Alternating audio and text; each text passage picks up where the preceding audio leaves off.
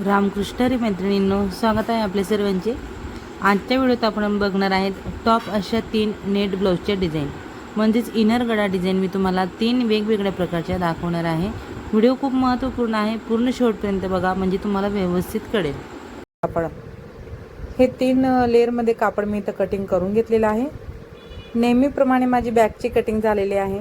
मी फक्त कॉटन आणि सिल्क बाजूला केलेला आहे आणि जो कस्टमरचा रेग्युलरचा गळा आहे ना तो ड्रॉ झाला। त्यानंतर इनर गळ्यासाठी बघा मी गळ्याच्या बाजूने 1 इंच घेतलेला आहे आणि खाली 1.5 इंच वाढवून घेतलेला आहे। तर हा जो काही काटकोन आहे आता आपला बाहेरील काटकोन इनर गळ्यासाठी असणार आहे। आतील काटकोनमध्ये जो आपण नॉर्मल गोल आकार दिलेला आहे तो आपला नॉर्मल जो रेग्युलर गळा असतो ना त्यासाठी आहे। त्याचा वापर आपण पुढे बघणार आहेत व्हिडिओमध्ये। ट्रान्सपरंट आपण गळा बनवून घेतो, त्यासाठी आपण फक्त सिल्क आणि कॉटन हे दोनच आपण अस्तर इथे घेतलेले आहेत। मेन जो कापड आहे ना ब्लाउजचा तो आपण बाजूला केलेला आहे, त्यावर आपण नंतर बनवणार आहेत। तर बघा आपण व्यवस्थित असं कॉटन तसं सिल्क सेम सारख्या मापाने कट केलेला आहे। फक्त आणि फक्त गळ्यावर टिप टाकायची आहे आपल्याला। इथं पण मस्त मोठा पान आकारचा गळा घेतलेला आहे। आतील वेस्टेज कापड जो आहे तो कट करायचा।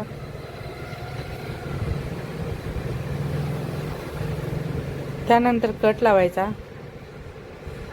पॉइंट जो आहे पान आकाराचा तिथं कट लावला, राऊंड शेप वरती कट लावले आणि पूर्णपणे अस्तर जे आहे ते आतमध्ये टाकायचं आणि बरोबर गळ्यावरच आपण इथं टिप टाकून घेणार आहे। दोन्ही अस्तर आपले एकमेकांना अटॅच झाल्यानंतर आपण त्यावर आपला नेटचा कापड ठेवणार आहेत। नेटचा कापड आपण शिदाच ठेवलेला आहे आणि पूर्ण असं आपण त्याला स्टिचिंगने जोडून घेणार आहेत। असं पण तो पसरायचा म्हणजे पसरवायचा नाही वर किंवा जास्त जवळ पण घ्यायचा नाही। जेवढी आतील गळा रुंदी आहे तेवढीच आपली इथं यायला हवी। पूर्णपणे डिझायनर कपडा अटॅच झाल्यानंतर एक्स्ट्राचा जो काही पार्ट त्याच्या सुटलेला आहे कापड तो आपण इथं कट करून घेणार। त्याच्या कापडावर आपण जो बाहेरील गळा आहे मेन जो रेग्युलरचा गळा आहे तो आपण इथं कटिंग करणार। त्यासाठी आपण हा जो काही काटकोन बनवला होता त्यातला आपण आतील पार्ट राऊंड शेपचा कट केला आणि तोच ठसा इथं ठेवत म्हणजे आपल्याला एकदम सोपं असं झालेलं असतं। परत परत आपल्याला मोजमाप करण्याची गरज नसते। ठीक आहे, आता हा जो काही ट्रान्सपरंट नेक आहे त्याचा आपण रेग्युलरचा गळा वरचा कट केलेला आहे। परत मी चेक करते कुठं पार्ट कमी जास्त येते का, त्याला देखील शेप देत आता आपण इथं गळ्यावर पायपिंग करणार आहेत। ते हळूवारपणे करते आणि तुम्हाला कळेल या पद्धतीने दाखवते। इथं आता आपल्याला टक्स घ्यायचे आहेत आणि आता इथं आपण कमरपट्टी लावायला घेतलेली आहे।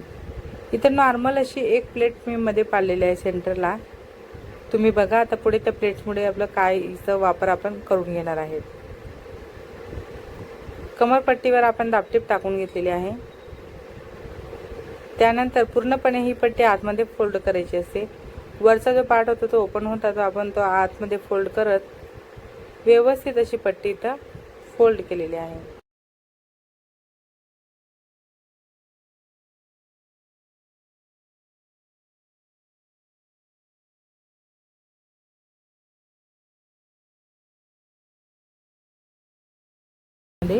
नेट ब्लाउजची इनर गळा डिझाईन ती देखील ओपन गळ्यामध्ये।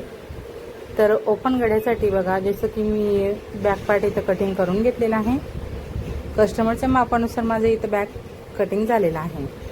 ओपन गळ्याचं म्हणजेच कसं असतं 5 ते शोल्डर 5.5चा मुंडा मी इथं घेतलेला आहे। रेग्युलर गळा जसा असतो ना कस्टमरच्या त्याप्रमाणे मी इथं आधी एक काटकोन केला, त्यामधून आकार दिलेला आहे। आता ते खाली 1.5 इंच घ्यायचं, तसंच साईडला आपण 1 इंच पूर्ण वाढवून घेतलेला आहे। आता हा मोठा काटकोन तयार झाला, यामधून आपण मस्त असा कटवर्कचा आकार देऊन घेणार आहे। पहिला आकार मी दिला तो असा हलगत दिला होता, आता परत चेंज करून मी थोडा जो कटवर्क आहे ना तो व्यवस्थित असा करून घेते इथं। आता हा माझा फायनल कटवर्क असणार आहे जो मी इथं कटिंग करून घेते। तुम्ही जर का तुमचं ब्लाऊज पीसचं कापड लूज असेल किंवा तुम्ही बिगिनर्स आहात, एकदम नवीन शिवण काम करतायत, फिनिशिंगचे प्रॉब्लेम तुम्हाला येत असतील तर तुम्ही इथं कॅनव्हेसचा वापर करू शकता। म्हणजे हा गळा जो आहे ना तो मी डायरेक्ट कॉटनच्या अस्तरवर मार्किंग केलेला आहे। तुम्ही आधी कॅनव्हेसवर मार्किंग करा आणि मग ते मार्किंग केलेलं कॅनव्हेस कटिंग करून यावर चिपकवून घ्यायचं. त्या टाईपमध्ये देखील मी भरपूर गळे तुम्हाला सांगितलेले आहेत. आता आपण इथं सिल्कचा अस्तर घेतलेला आहे, त्यावर आपण कॉटनचं अस्तर ठेवून घेतलं. जो गळा मी इथे कटिंग करून घेतलेला आहे तो व्यवस्थित ठेवून आपल्याला अस्तर आणि सिल्क मॅच करायचं आहे. मशीनची स्पीड ठेवावी लागते आणि मग तेव्हा कुठे जाऊन आपल्याला हा कटवर्क आहे तो परफेक्ट असा जमत असतो. वेस्टेज कापड पूर्णपणे कट केल्यानंतर पूर्ण जे पॉईंट आहेत ना त्या पॉईंटला आपल्याला कट लावायचा आहे शिलाईपर्यंत. बरोबर शिलाई कट नको व्हायला याची तुम्ही स्वतः काळजी घ्या.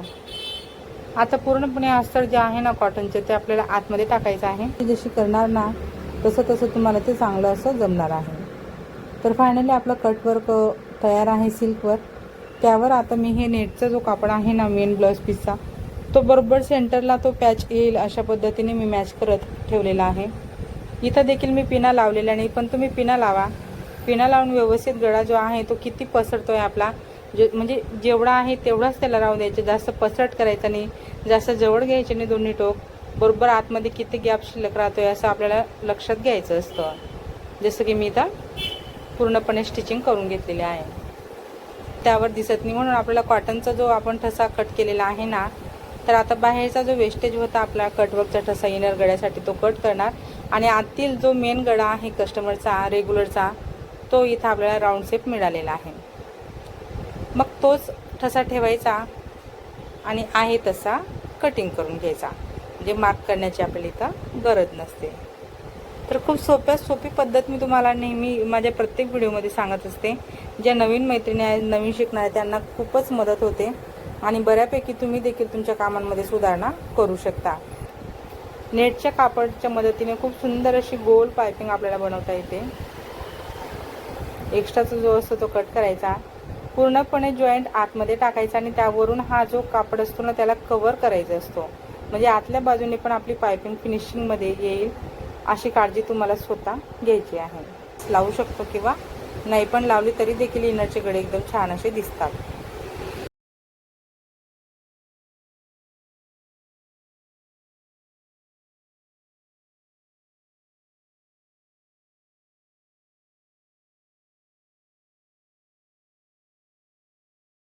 खूप सुंदर अशी इनर गळा डिझाईन म्हणजेच ट्रान्सपरंट नेक आपण बघणार आहेत.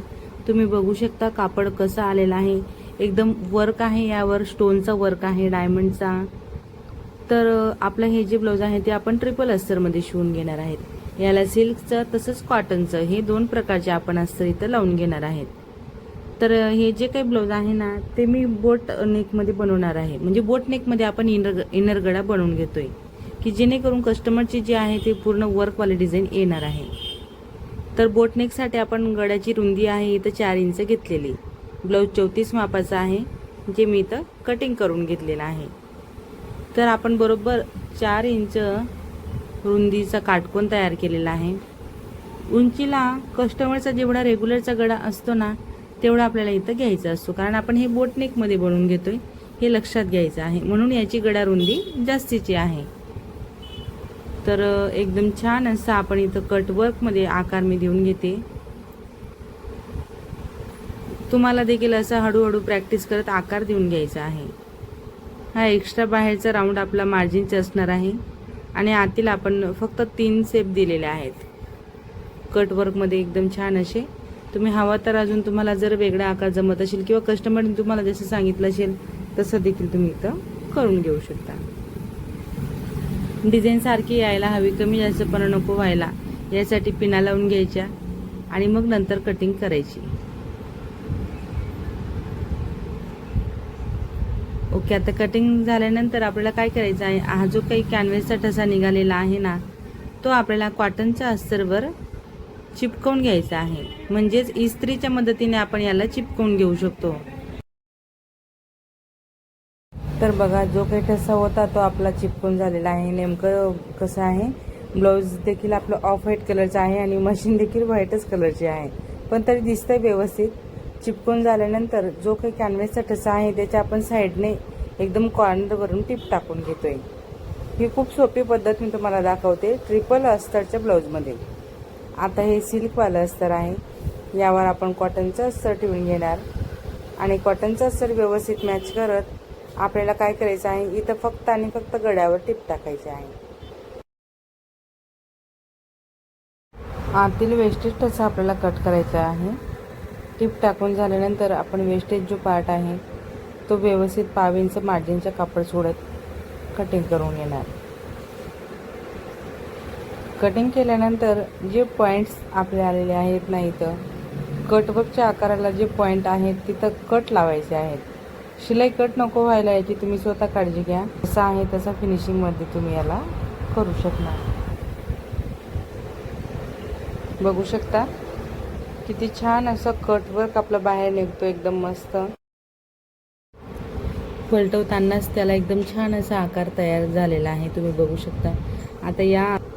आता बघा फायनली आपला हा जो आहे तो इनरचा गळा तयार झाला. टक्स घेऊन झालेले आहेत, टक्स देखील घ्यायचे आहेत. कारण का तर हे जे काही बॉर्डर आहे ना ते तुम्ही बघू शकता, पूर्ण भरगच्च वर्कवाले बॉर्डर आहे. काचेचे मणी तसे स्टोन आहेत आणि यावर टक्स घ्यायला त्यांनी जागाच दिलेली नाही आहे, म्हणून टक्स आपल्याला आतील पार्टवर घ्यायचे आहेत. बाहेरचा हा जो काही पार्ट आहे मेन, तो आपल्याला जसा आहे तसाच ठेवून घ्यायचा आहे.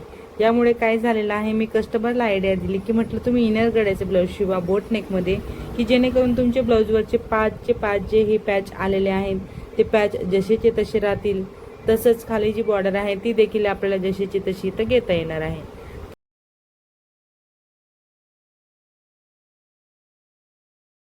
तर इथं बघा कमरपट्टीसाठी मी एक्स्ट्राचा कापड खाली सोडलेलाच होता, तोच कापड आता आपण इथं अजून एक फोल्ड करत व्यवस्थित असं फोल्ड करून घेतोय, म्हणजे आपली कमरपट्टी एकदम सरळ अशी आपल्याला इथं तयार करता येणार आहे.